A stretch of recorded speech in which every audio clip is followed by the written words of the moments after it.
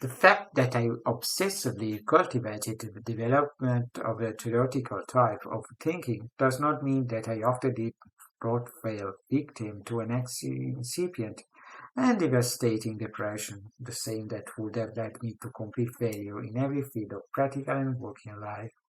I studied when went over. I was at piles and piles of papers, letters and ending ones, exercises, reviews, all because I was under the illusion of running towards a goal called happiness, when the whole track included turning around in circles and a series of obstacles, more and more overwhelming, more and more humiliating.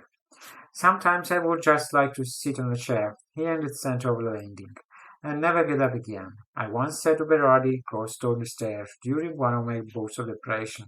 I think I felt alone, ignored by the entire academic world, and just looking for a little affection.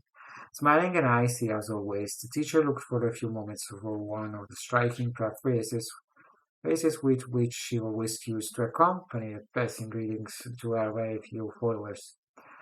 Evidently, she must have been quite busy at the time because she couldn't remember any of her New Age maxims. If you want to sit down, sit down. Who prevents you? But I meant that I would sit here forever, until I die. I insisted, troubled by what then seemed to me an absolute lack of sensitivity. And I repeat to you, no one prevents you. You're intelligent, you will have the strength for this too.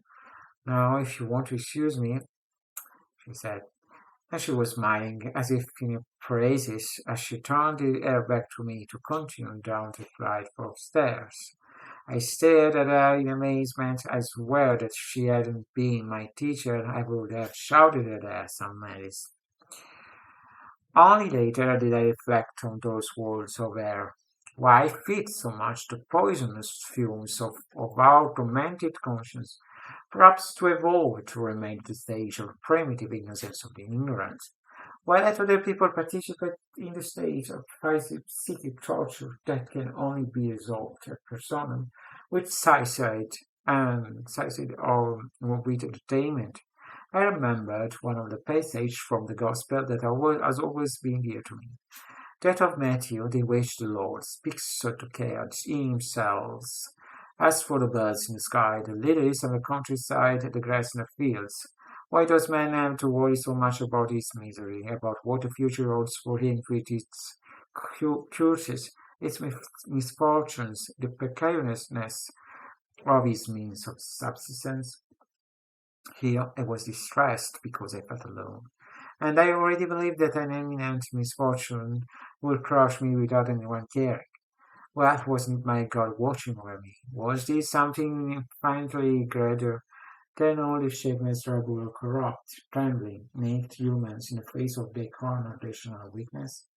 In addition, I had the privilege of worshipping a universal principle free from any religious label. To say a Christian, Muslim, Jewish, Hindu God is already corrupting him and depriving him of his characteristics of omniscience and omnipotence.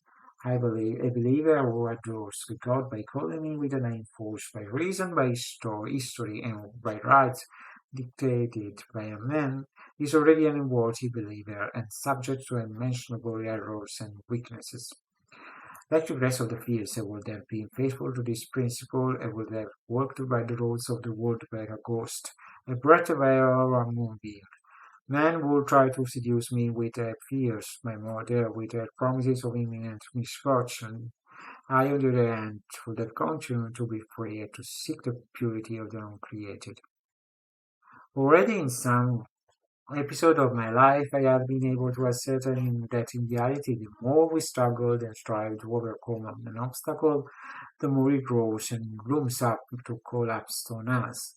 Any kind of evolution of human civilizations is based on the already overtried principle of the struggles to get what you want, as no one will do it for you. So ever since he abandoned the trees, the caves, the savannah, or the of Africa, the man has walked with tears and sweat to redeem his creed. Around me, thousands of historians stories over books dreaming of a future over the riches, the fame and love alongside their partners. walking and spreading their life, fueling the chariot of history, millions of generations have deluded themselves into fulfilling their task here on earth, conquering a space in the world, building a home, supporting wives and children, and the latter after them, and their offspring after them. Just then, on the lawn, that landing alone and distressed in the face of my destiny, the ghost of the corruption of the flesh met me, of the rational seduction that dishonors man every day, even in the presence of a tiny dung insect. The bitter mouse struggles and dies, driven by the same instinct that mouse lives in the grip of a current of wind, but what forces man to suffer crushing is of gigantic, multicolored and polished balls of dung, what compelled me, there in that ancient academic building, to feel sorry for my fate and my disappointed hopes? Slowly I awoke. I decided to overcome that untied moment of discouragement by making a promise to myself. Never, in my heart, would I have accepted to follow the laws of man. Who would have dictated what to do, how to worship my God, how to use my time, if I was the first to not to give my assent, crushed by the pain of an unwanted life, without even a day of complete happiness with which to justify even a single drop of sweat in the reference of community life, because I would never have to bow to the stereotypes of paid work of the traditional family, of the sovereign and secret states for its founding citizens.